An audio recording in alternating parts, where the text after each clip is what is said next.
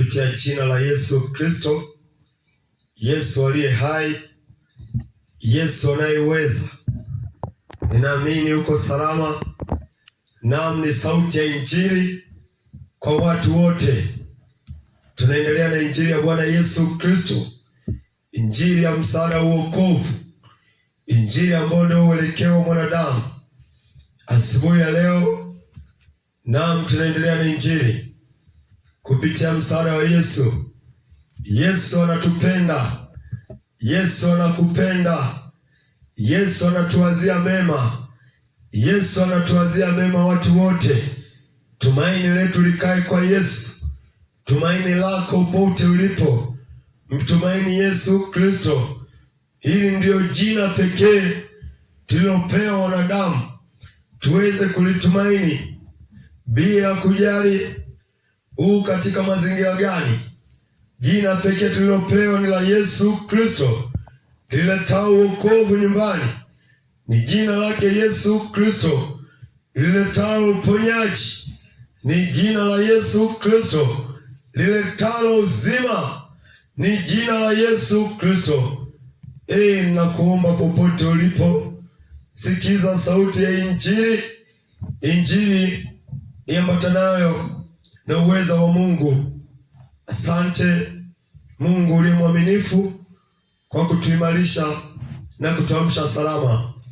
Basi tutakuwa na kitabu cha Isaya 59, ule mstari wa kwanza na wa pili. Nitasoma kama maandiko yalivyoandikwa, yameandikwa kutufundisha sisi. Tazama, mkono wa Bwana haukupunguka hata usiweze kuokoa, wala sikio lake si zito hata lisiweze kusikia. Mstari wa pili, lakini maovu yenu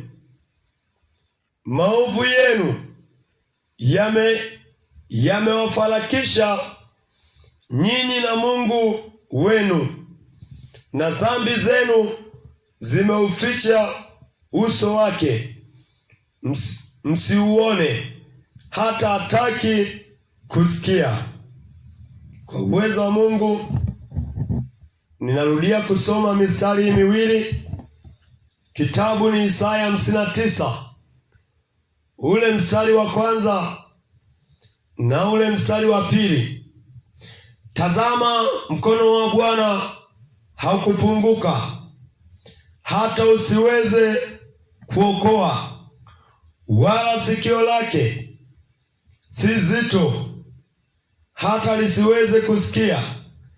Lakini maovu yenu yamewafarakisha nyinyi na Mungu wenu, na dhambi zenu zimeuficha uso wake, msiuone hata hataki kusikia. Hili neno la unabii kutoka kitabu cha nabii Isaya, akisema na mioyo yetu. Alisema na mioyo ile, lakini sasa anasema na sisi ya kwamba uweza wa Mungu hujawahi kupunguka. Uweza wa Mungu uko pale pale, naye Mungu anasikiza sana uhitaji wetu. Mungu anasikiza sana, anatamani sana hata kutuokoa. Mungu anaendelea kuokoa, Mungu anaendelea kusikia, lakini kipo kitu ambacho kinaweza kikazuia Mungu asiweze kusikia, asiweze kukuokoa. Usipate tumaini lako, nisipate tumaini langu. Maandiko yanatufumbua ya kwamba huyu Mungu mkono wake hujawahi kupunguka, wala sikio lake ijawahi kuwa zito lisiweze kusikia. Lakini maovu ya wanadamu yanaufanya uso wa Bwana ukaweza kugeukia mahala pengine. Maovu yetu sisi sote wanadamu yameuficha uso wa Bwana, naye Bwana amekuacha naye Bwana akusikilizi, ni kwa sababu unamwendea ukiwa ni muovu. Naye ni mtakatifu, yeye ni msafi, yeye ameinuliwa, anakaa mahali palipoinuka sana. Na anasema maovu mnayoyatenda yataendelea kuficha uso wangu kwenu. Maovu mnayoendelea kutenda yataendelea kutosikia shida zenu, kutokusikia mahitaji yenu, kutokuwaokoa. Muwapo katika shida, muwapo katika uhitaji, lakini mmetanguliza maovu. Tukitanguliza maovu, Mungu hashughuliki na sisi. Mungu anabaki kuwa pale pale na ataendelea kuwa ni Mungu, maana yeye ndiye Mungu mkuu. Lakini yale maovu ya wanadamu yataendelea kuwa mbali na Mungu. Maovu uliyoyashikilia ndani yako yanakufanya uwe mbali na Mungu. Asubuhi ya leo nataka kusema na wewe kupitia habari ya Injili ya kuwa epuka maovu, achana na maovu, ukapate kuona uso wa Bwana, ili Bwana akaweze kukuokoa. Epuka maovu yote unayoyatenda, yakimbie. Maovu ni mabaya. Maovu yanatufanya tuwe mbali na Mungu. Uovu unatufanya uso wa Bwana ugeukie kwingine. Uovu unatufanya mkono wa Bwana usitende. Lakini Mungu anasema ana nguvu zile zile. Anasema hakuwahi kupunguka, wala mkono wake hujawahi kupunguka.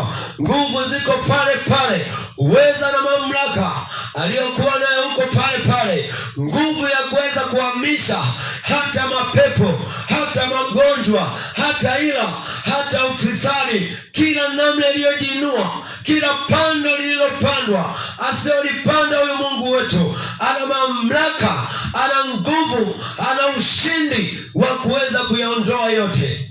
Lakini kitu kimoja ndugu yangu ni uovu. Uovu unamfarakanisha mtu na Mungu wake.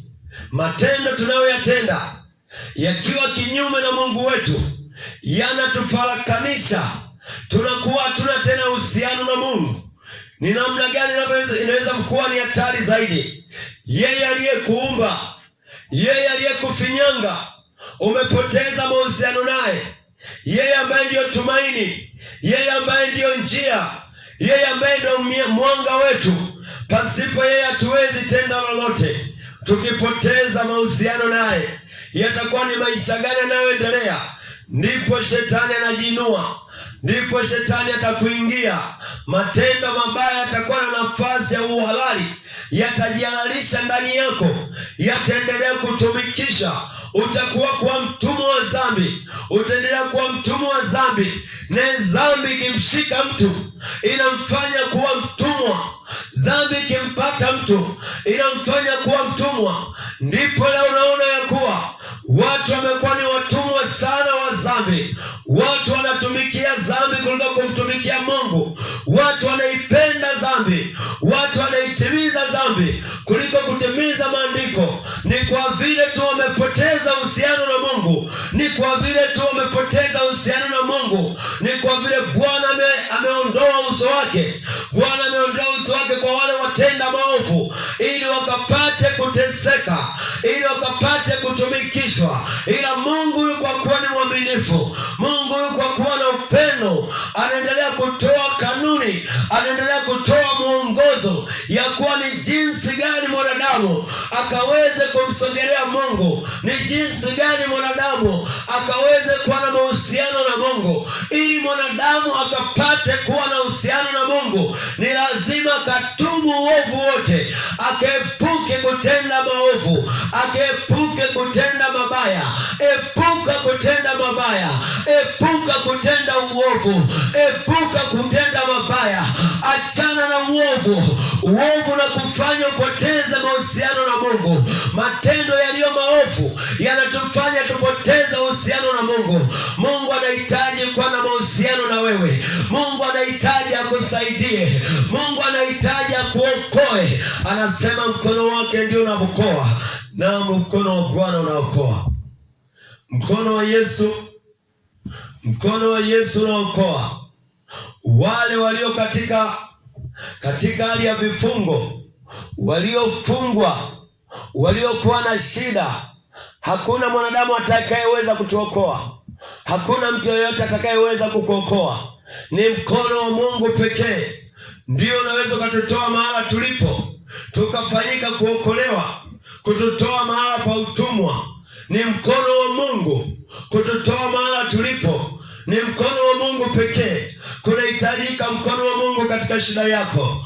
Kunahitajika mkono wa Mungu katika ndoa yako. Kunahitajika mkono wa Mungu katika biashara yako. Kunahitajika mkono wa Mungu katika imani yako. Lakini umeendekeza maovu. Umeendekeza maovu. Maovu yanauficha uso wa Bwana. Maovu yanauficha uso wa Bwana. Maovu yanakaribisha adui nyumbani. Maovu yanakaribisha shetani nyumbani. Ndipo Mungu anasema, waambie wana wa Israeli, uwaambie wana wa makongorosi, uwaambie watu wote ya kuwa wasijekajua Mungu ana nguvu za kusaidia. Wasijekajua pengine Mungu asikii. Umeomba sana, umetamani kusaidika, umetamani kutembea na Mungu, lakini Mungu hawezi akatembea mahala palipo pachafu. Mungu hawezi mahala palipojinua uovu. Anasema kuwa tatizo ni moja tu, umeambatana na uovu, umeambatana na mabaya, umeambatana na mabaya, umeambatana na mambo ya giza, umeambatana na mambo yasiyompendeza Mungu. Mungu yuko mbali na wewe. Mungu yuko mbali na wewe. Ni kwa sababu ya kitu kimoja tu, umependa uovu kuliko nuru, umependa mabaya kuliko haki, umependa kutembea na uovu. Ni saa ya kutoka katika vifungo. Ni saa ya kumwamini Mungu. Mwamini Mungu popote ulipo. Umwamini Mungu, utoke mahali hapo. Ukiamini Mungu utatubu uovu wote. Uchukie uovu, ichukie dhambi, ikatae dhambi. Mungu anaamurisha ya kwamba watu wote wakapate kutubu. Dhambi inatoka tu pale unapopata maarifa. Maarifa tumeshapata kupitia neno la Mungu. Neno la Mungu ndio linaleta maarifa kwa watu wake. Neno la Mungu linaleta ufahamu. Unaweza ukauelewa ni kipi kimeshika, usiweze kufika kwenye ndoto zako, usiweze kufika kwenye kusudi lako, usiweze kufika kusudi la Mungu lilipokuwa limepangwa juu yako. Maana maandiko yanasema kila mwanadamu liko kusudi la kuumbwa, lakini wewe kusudi lako si ukawe mlevi, wewe kusudi lako si ukawe mchawi, wewe kusudi lako si ukawe mzinzi, wewe kusudi lako si ukawe mbea, wewe kusudi lako si ukawe mkorofi, bali ni kwa sababu ni shetani na kutumikisha. Ni maovu yamekushika, ni maovu yamekufanya kuwa mtumwa, na uso wa Bwana uko mbali na wewe. Sikia hiyo injili iliyo ya kweli, ya kuwa ukapate kutubu, ukapate kuondolewa maovu. Vile unavyotubu ndipo unamkaribia Bwana. Bwana anasema, nikaribieni nami nitawakaribia. Ni wakati wa kumkaribia Bwana. Enyi watu wa makongorosi, enyi wanaume wa makongorosi, enyi wanawake wa makongorosi, ni wakati wa kumkaribia Bwana. Ni wakati wa kukataa utumwa, ni wakati wa kukataa maovu, ni wakati wa kukataa dhambi, ni wakati wa kumwamini Mungu. Mungu anataka tumwamini. Anasema iwezekani kumpendeza usipomwamini yeye. Pasipo imani haiwezekani kumpendeza Mungu. Amini kwanza kwa Mungu yupo. Amini kwanza ya kuwa Mungu yupo, ndipo katetemeke katika moyo wako juu ya maovu unayoyatenda, ukapate kuyachukia, ukapate kuyaacha, ukapate kugairi, ukapate kutubu. Maana kutubu ni kuacha. Kutubu sio kuombewa. Kutubu sio kuombewa. Kutubu ni kuacha ulichokuwa unakitenda, ni kugairi kwa uwezo wa Mungu. Aliyesema acha ni Mungu, anajua inawezekana kuacha. Ndipo anakuhubiri asubuhi ya leo, anasema acha maovu, anasema epuka maovu. Maovu yameuficha uso wa Bwana kwako, maovu yameuficha mkono wa Bwana. Hauwezi ukasaidika tena, hauwezi ukaokolewa tena. Iko shida inakusumbua, unahitaji msaada wa Mungu, unahitaji kuokolewa na Mungu, unahitaji kuwa pamoja na Mungu, lakini umekumbatia maovu, lakini umependa maovu, umependa dhambi, umeyapenda mabaya, hujaipenda haki. Hebu yachukie mabaya. Asubuhi ya leo Mungu anakuongoza wewe unayetenda mabaya, ananiongoza mimi ambaye niko tofauti, ili nikapate kuwa sawa, ili ukapate kuwa sawa. Kunahitajika kitu kimoja ukitende, ukaweze kugeuka tokea awali, tokea mwanzo. Mungu anakataa maovu, Mungu anachukia maovu, Mungu anakataa maovu. Ukiangalia kile kitabu Ezekieli, tuangalie ni jinsi gani Mungu anavyojisogeza kwa mtu. Mungu anavyojisogeza kwa mtu, anamhubiria toba ili akapate kutubu. Mungu hawezi akakaa mahali pachafu. Yeye ni mtakatifu. Vile anavyokuja kunena nasi, anatuhubiria kwanza toba ili tukapate kutubu, tukapate kuachana na uovu, ili naye awe ndani yetu. Maana miili yetu ndiyo hekalu la Roho Mtakatifu. Miili yetu ndiyo kanisa. Hakuna kanisa lingine duniani kote zaidi ya miili yetu. Mungu hakai kwenye majengo tunayojenga. Mungu hakai kwenye majengo aliyojengwa na mikono ya wanadamu. Mungu anakaa ndani yako. Mungu anakaa ndani yako kupitia uweza wa Roho Mtakatifu. Hivyo unapokuwa uko ndani ya uovu, Roho Mtakatifu anashindwa kupenya ndani yako. Ni lazima kwanza ukaache uovu. Ni lazima kwanza ukatubu. Ni lazima kwanza ukatafutwe na Mungu. Mahali ulipo ndipo Mungu anatutafuta asubuhi ya leo. Mahali tulipo kwamba sio pazuri, mahali ulipoegamia ni mahali pa uovu. Tuangalie kitabu cha Ezekieli 18 ule mstari wa 30 unasomeka. Sikiza: basi nitawahukumu ninyi nyumba ya Israeli, kila mmoja kwa kadri ya njia zake, kila mmoja kwa kadri ya njia zake, asema Bwana Mungu. Rudini mkagairi na kuyaacha makosa yenu yote, basi hivyo uovu wenu hautakuwa uharibifu wenu. Tupilieni mbali nanyi makosa yenu yote mlioyakosa. Jifanyieni moyo mpya na roho mpya. Mbona mnataka kufa, enyi nyumba ya Israeli? Tunaona Mungu anapomsogelea mtu hapo, anaisogelea Israeli, anamtuma nabii Ezekieli ya kwamba mko na dhambi, lakini rudini mkatubu, mkapate kugairi, mkapate kutupilia mbali yale makosa yenu yote. Nyumba ya Israeli, mbona mnataka kufa? Mbona mnataka kuangamia? Ukifa na dhambi utakufa tena mara pili. Kifo mara mbili kwa mwanadamu.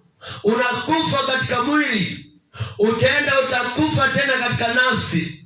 Sasa kifo cha kufa katika nafsi kule ni kilio na kusaga meno, maana unakufa katika jehanamu, unaungua usiku na mchana milele na milele. Ndipo Mungu anaihurumia Israeli, anasema mbona mnataka kufa, nyumba Israeli? Leo hii anatuhurumia wana Makongorosi, anatuhurumia wana mtaa Tenkini, ya kwamba mbona unataka kufa? Ewe uliyeshikilia maovu, uliyejikinga katika maovu, unayetenda dhambi usiku na mchana, unayefanya mambo yaliyobatili, Mungu anasema na wewe asubuhi ya leo, anasema gairi kutenda mabaya. Gairi kutenda mabaya. Kugairi ni kugeuka. Tupilia mbali mabaya yote. Kutupilia mbali ni kuyacha, ni kuto kuyatamania tena, ni kuepuka nayo kwa asilimia zote. Tupilia mbali hayo makosa, umgeukie Mungu, ndipo uovu wote ulioutenda tokea kuzaliwa hautakuwa anguko lako tena, hautakuwa anguko lako tena. Utafanyika kuwa msafi pale utakapotii sauti ya Mungu. Sauti ya Mungu inahitaji toba. Sauti ya Mungu inalia toba kwa wote wanaotenda dhambi. Anasema kanuni ni kuacha dhambi. dhambi. Utajiuliza, nitaacha vipi? Amini kile neno linasema. Neno ndio linaumba, neno ndio linatenda. Wewe ukiamini neno la Mungu utaepuka dhambi. Ukiamini neno la Mungu litakupa nguvu ya kushinda dhambi. Unaweza ukajiuliza, nitaacheje sasa? Hiyo sio kazi yako. Sikiza kile unachoambiwa, sikiza kile unachoelekezwa na yule aliye baba yako, na yule aliye muumbaji wako. Yeye ndiye anajua ni jinsi gani itawezekana. Ndipo alipoamuru. Hawezi akaamuru vitu ambavyo haviwezekani. Inawezekana mwanadamu kuishi bila dhambi. Inawezekana mwanadamu kuacha uchawi. Inawezekana mwanadamu kutokuwa mtumwa. Inawezekana mwanadamu kutokuwa mzinzi. Inawezekana kutokuwa mlevi. Inawezekana kutokuwa mwizi. Inawezekana yote kwa yeye aminie. Yote yanawezekana kwa yeye aminie. Amini injili ya Yesu Kristo yakapate kuwezekana. Amini injili iliyo hai yakapate kuwezekana. Amini injili ya Yesu Kristo, Kristo akapate kupita kwako. Umwamini Yesu Kristo akapate kusikia kilio chako. Sikio la Bwana si zito lisipate kusikia. Sikio la Bwana ni jepesi sana, maana Mungu anatuwazia mema. Ni kitu gani kilichozuia usiwaziwe mema? Ni kitu gani kilichozuia usifikie ahadi zako? Ni kitu gani kilichozuia? Mungu anasema ni maovu. Anasema uko uovu ulioutenda, uko uovu unaoutenda, uko uovu unaofurahia. Ukatae uovu kwa jina la Yesu Kristo. Yesu asifiwe popote ulipo.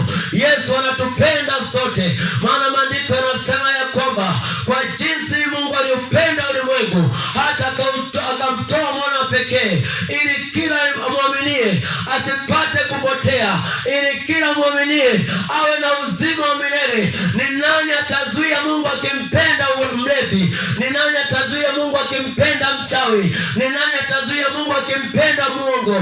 Mungu angalia tabia yako, akikupenda na kupenda upendo wa kweli. Mungu akimpenda mtu hakuna zuiaye. Asubuhi ya leo upendo wa Kristo unaendelea kuzunguka mahali hapa. Asubuhi ya leo upendo wa Kristo upo ndani yako. Anasema ukiamini hautapotea. Mwamini Yesu Kristo usipate kupotea. Umwamini Yesu Kristo usipate kupotea. Umwamini Yesu Kristo ukapate kupatikana mahali ulipo. Yesu ndiye upendo wetu. Yesu ndiye upendo letu. Yesu ndiye oksijeni yetu. Yesu ndiye mifupa yetu. Yesu ndiye nguvu zetu. Unachelewa wapi? Fungua moyo wako. Yesu aingie ndani yako. Yesu anafunguza watu. Yesu anabisha leo. Yesu anakutafuta. Anasema nilikuja kutafuta kilichopotea.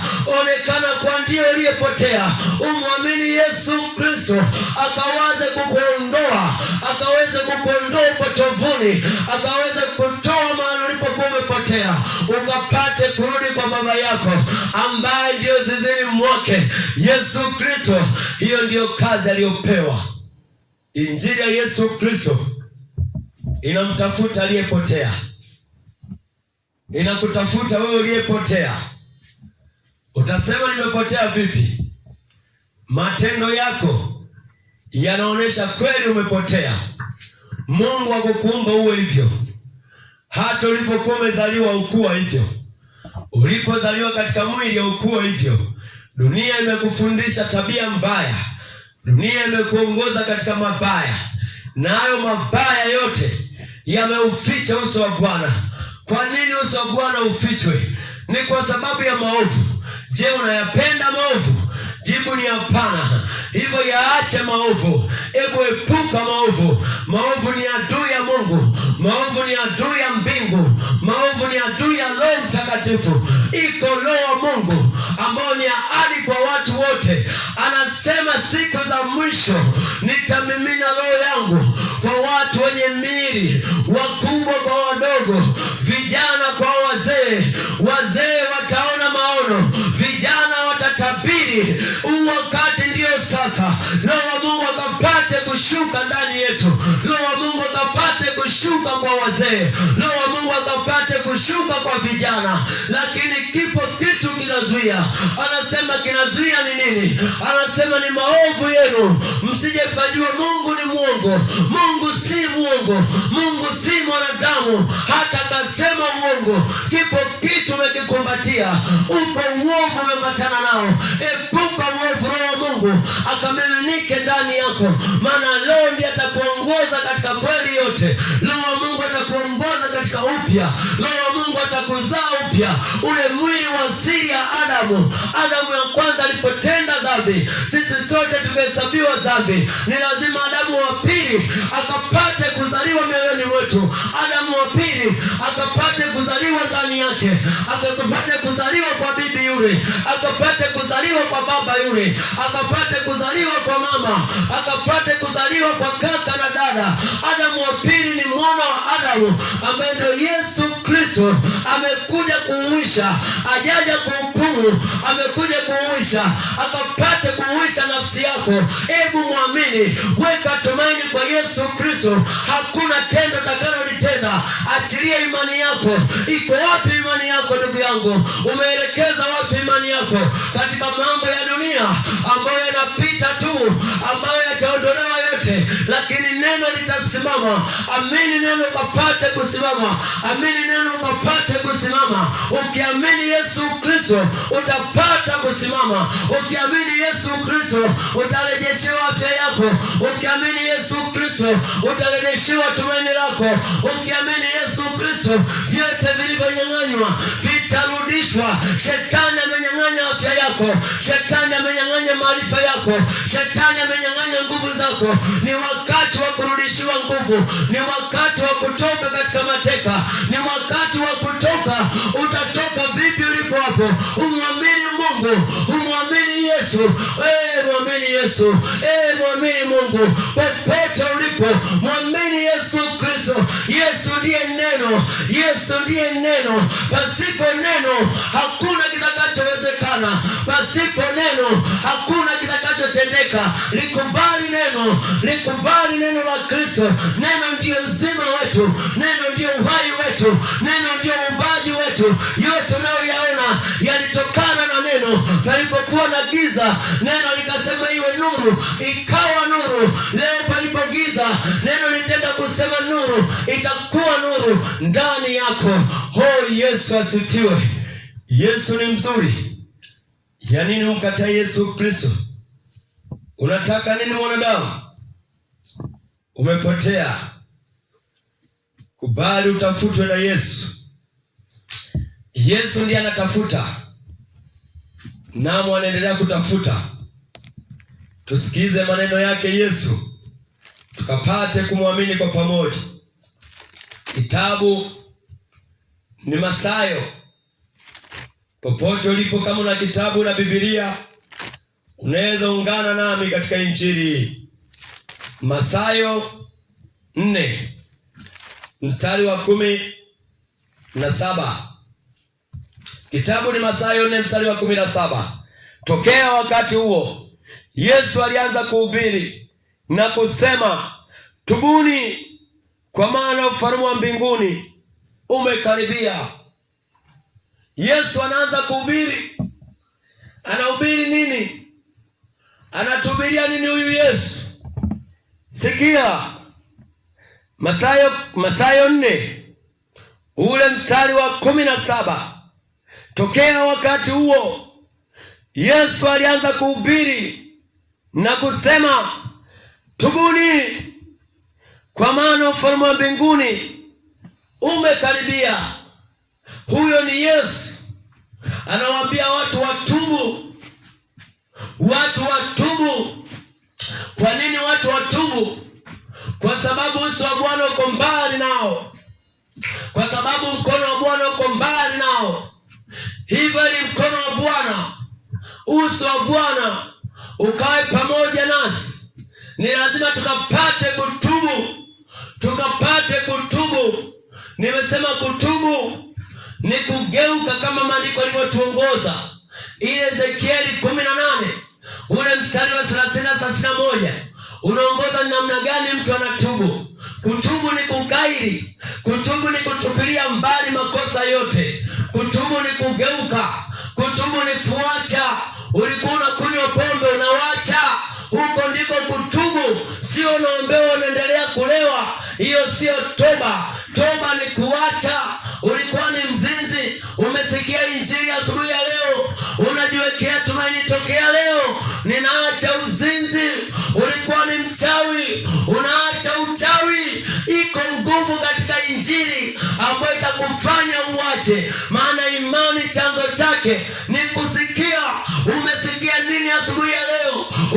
Umeimizika nini? Jinsi injili inavyokuhimiza ndivyo ukapate kuacha, ndivyo ukapate kugeuka, ukapate kumgeukia Mungu, ukasema mimi hapa Mungu, mimi uliyekuja kunitafuta ndiyo mimi Bwana. Naam, nimepata kukusikia. Naam, nimeacha. Yesu anahubiri. Yesu anahubiri. Anasema mkapate kutubu, mkapate kugeuka, kwa maana ufalme wa mbingu umekaribia. Hakika ufalme wa mbingu umekaribia. Ndipo maovu yamejiinua. Ufalme wa Mungu unapokaribia, maovu yanajiinua, ili watu wakapate kufarakana na Mungu, ili watu wakae mbali na uso wa Bwana. Ni kwa sababu tu ufalme wa Mungu umekaribia.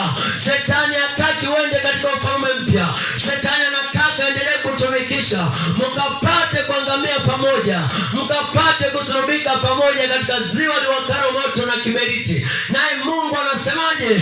Anasema mkapate kutubu, na anasema kila msikilizaye Bwana, huyo ndio atakayeokolewa, huyo ndio atakayeokoka, huyo ndio atakaye hatapotea, huyo ndio atakayetembea katika njia iliyo sahihi. Maana tunaona mkono wa Bwana umekataa kuokoa kwa watu waovu. Anasema mkono wake hujapunguka, lakini ni kwa sababu ya uovu. Ndipo Yesu anaushughulikia kwanza uovu, tukapate kuona ufalme wa Mungu ukiketi ndani yetu, ukiwa ndani yetu. Nimesema kwamba Roho wa Mungu hakai katika majengo. Roho wa Mungu hakai katika miti kama ndege. Roho wa Mungu anakaa ndani ya mtu. Roho Mtakatifu anakaa ndani ya mtu. Ukapate kutubu, ufalme wa Mungu ukaje ndani yako. Roho wa Mungu akiingia ndani yako, umeupata ufalme, utakuwa umeupata ufalme. Lakini kanuni, masharti ni kukubali kutubu na kumwamini Yesu Kristo. Hiyo tu pekee inatosha. Yesu anawaambia tukapate kutubu. Yesu anatuambia tukapate kutubu. Ewe mama ukapate kutubu. Ewe mbaba ukapate kutubu. Jinsi ya uovu. Uovu ni mbaya. Uovu unaficha uso wa Bwana. Uovu unaficha uso wa Bwana. Tunapoomba zinakuwa ni kelele mbele zake. Unaweza kusema nilimwomba Mungu, mbona hakusikia? Yeye anasema ulipiga kelele, hakuna mambo iliyofanya. Anasema mtaniabudu katika roho na kweli. Akiangalia roho wako anawaza kutenda mabaya. Akiangalia roho wako anawaza kutapeli. Roho wako anawaza udanganyifu. Roho wako hataki kulipa madeni ya watu. Utapataje kuokolewa? Umeshikilia mambo maovu, ukapate kuyaacha, ukapate kuyaacha maovu, naye Mungu akapate kuingia, akapate kuingia ndani yako. Ukitaka kuona zaidi ya kwamba Mungu anatupenda, tutaenda kusoma kitabu kingine ambacho ni Ufunuo. Ufunuo wa Yohana. Ni namna gani Mungu anaendelea kuwa pamoja nasi. Mungu anaendelea kuokoa. Ni wewe tu uwe mgumu, ushupaze shingo, ukaamini mambo ya dunia kuliko kumwamini Mungu. Ufunuo wa Yohana 3:20. Neno linasema, sikiza, tazama nasimama mlangoni ninabisha. Mtu akisikia sauti yangu na kufungua mlango, nitaingia kwake, nami nitakula pamoja naye na yeye pamoja nami. Hilo ndio neno la uzima, neno la kutoa ulipo. Yesu anasemaje? Anasema yeye amesimama mlangoni pako, hata sasa yuko anabisha. vile unapoisikia sauti ya Bwana, vile unaposikia sauti ya Injili, ndiye anayebisha, atakayefungua moyo wake. Bwana ataingia ndani yake, atakula pamoja na yeye, naye pamoja na Bwana. Fungua moyo wako, Bwana Yesu akapate kuingia. Fungua moyo wako, Bwana Yesu akapate kujitwalia utukufu. Kipi kimezuia usiingiliwe na Yesu ndani ya moyo wako?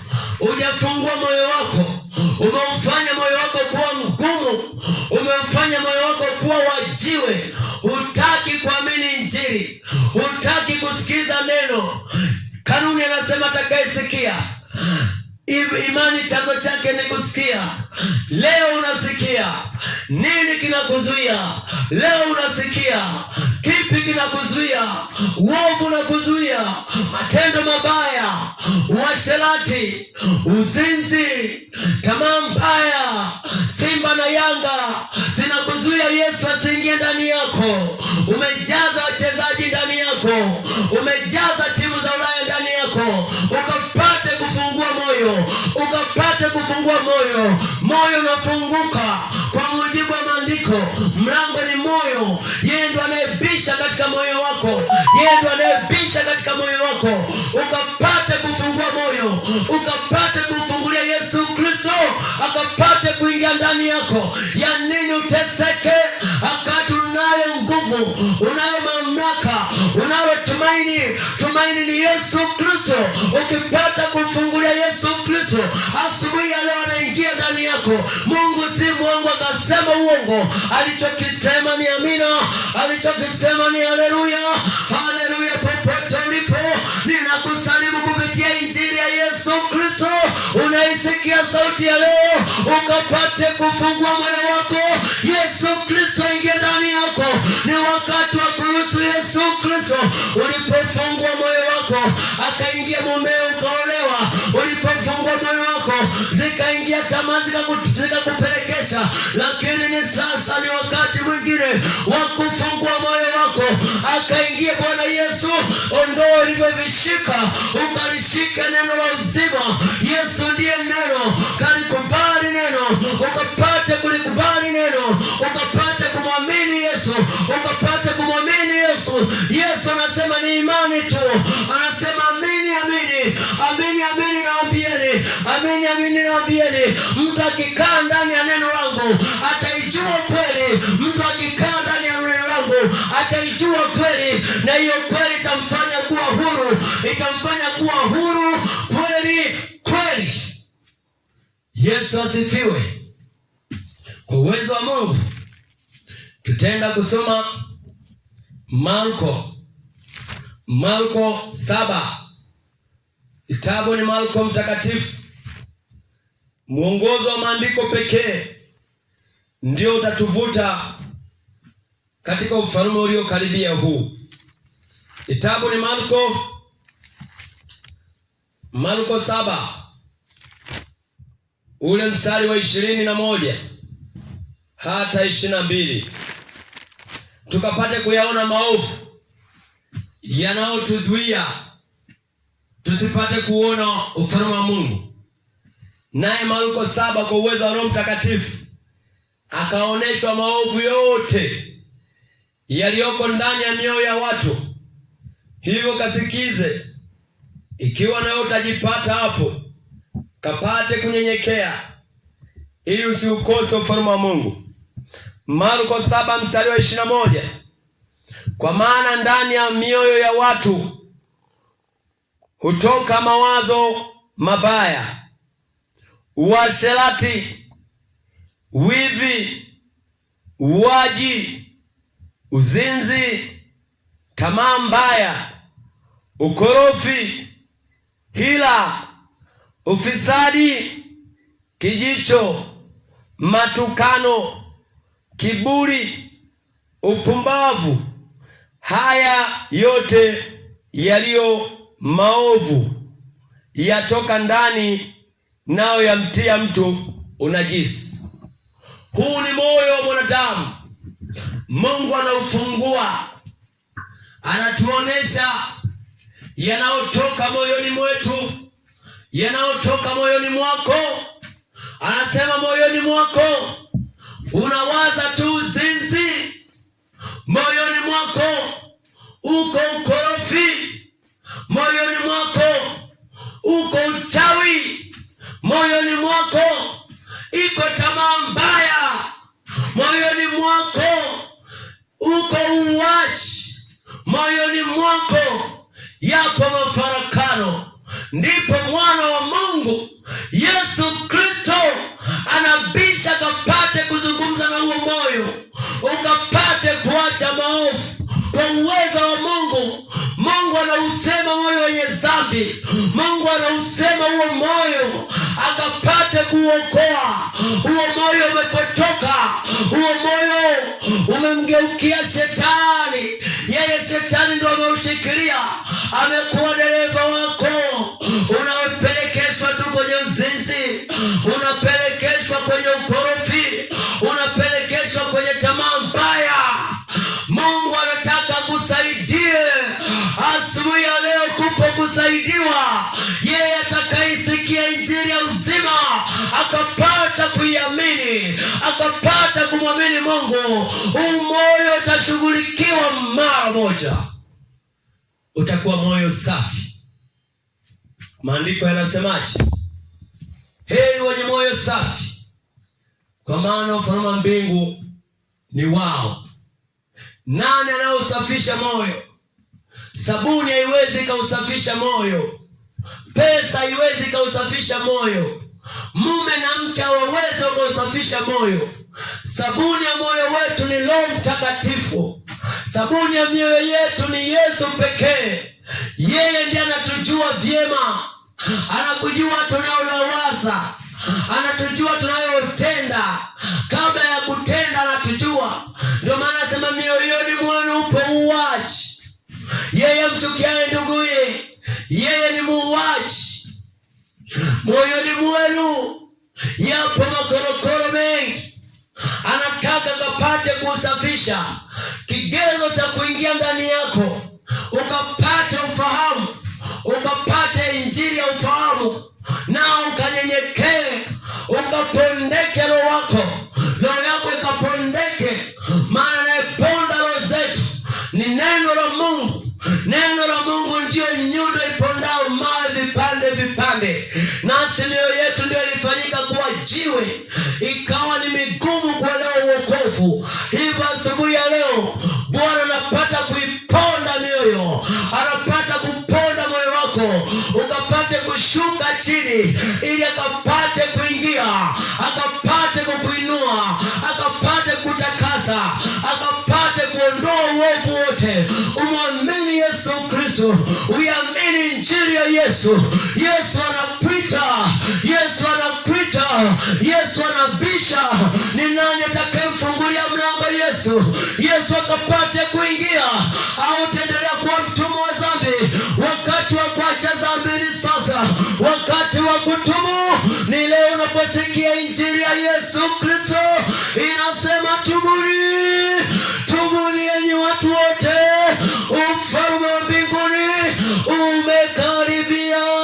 Watakaoingia katika ufalme mpya ni wale watakaopata kutubu, wasioiziaki injili, wasiochukizwa na injili. Anasema heri wasiochukizwa nami, heri wasiochukizwa na Yesu Kristo. Si wakati wa kuichukia injili. Hizi kelele si bure, ni kelele zilizoamriwa na Mungu. Hata ungezichukia zitakuja kukoma. Utakutana nazo kila kuitwapo leo. Kanuni uzitii, umtii Yesu. Ewe kijana, Yesu anakuita. Ewe mama, ewe baba, Yesu anakuita ukapate kutoka katika uovu. Ni Yesu pekee anayekupenda. Tutapata ndugu gani ambaye atatupenda na uovu? Hebu uangalie wa ndugu zako. Ni ndugu gani ambaye hata ukimkosea ataendelea kukumbatia? Kama sio ndugu, taisha hapo hapo. Yesu pekee ndio ndugu wa kweli. Anawapata waliomchukiza, anawapata waliofarakana naye, akapate kuwakomboa, akapate kuwainua. Ni wasaa sasa wa kukombolewa. Kombolewa pekee kutakuja kwa kuiamini Injili. Unapomwamini Yesu Kristo ndio unapata ukombozi. Unapomwamini huyu Yesu ndio unapata kukombolewa. Hakuna mwingine, hakuna injili nyingine, hakuna jina lingine walilopewa wanadamu liwezao kuwaokoa, liwezao kuwakomboa, bali ni jina la Yesu Kristo pekee. Ndiyo tulilopewa watu wote tulioko chini ya mbingu. Utainua imani zingine, utasema mimi naamini hivi, lakini jina tulilopewa wanadamu tulioko chini ya mbingu ni jina la Yesu Kristo. Jina la Yesu Kristo ndio linaleta wokovu nyumbani. Jina la Yesu Kristo ndio linaokoa. Jina la Yesu Kristo pekee ndio litatutoa katika utumwa wa dhambi. Asante kwa kusikiliza neno la Mungu. Naye Mungu akubariki. Naye Mungu akupate. Yesu akupate ulipo. Kubali huyo Yesu ni mzuri. Asante Mtakatifu uliyeinuliwa sana. Bwana wetu, tunakuhitaji hasa wewe Bwana. Wewe pekee uliye Mwokozi wetu. Ni wewe tu uliye mwaminifu. Hakuna mwingine Bwana. Hakuna mwingine Bwana. Ni wewe tu Bwana. Tuhurumie watoto wako. Tuhurumie sote Bwana. Ukapate kuturehemu sote. Wewe tu pekee ndio njia. Wewe ndio uokovu. Mtu hawezi kuokoka kwingine kote. Jina tulilopewa la kutuokoa ni lako. Na unasema mtu hawezi akaja kwako asipovutwa na Roho Mtakatifu. Injili yako imepita Bwana. Hivyo Roho wako Mtakatifu naye akapite, akachambue walio kondoo wake, akawalete zizini mwako, wakapate kutubu, wakapate kula pamoja nawe. Kama unavyosema Bwana, wewe unaendelea kubisha. Yeye atakayesikia sauti yako na kufungua moyo wake, na Bwana utaingia, utakula pamoja naye. Bwana, sauti yako kapate kusikika. Injili yako Mtakatifu wa Israeli ikapate kusikika kwa ule Baba. Muhurumie Bwana. Tuhurumie Yesu Kristo. Hatuna tendo lolote jema liwezalo kutuokoa. Matendo yetu yote kwako ni matambara machafu.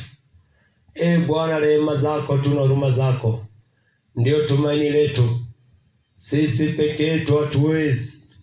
Sisi pekee hatuwezi Bwana. Tuwezeshe uliye mwaminifu. Tuwezeshe uliye pamoja nasi, unayetuwazia mema. Naam, ni kwa jina la Yesu Kristo nikiomba na kuamini. Amina.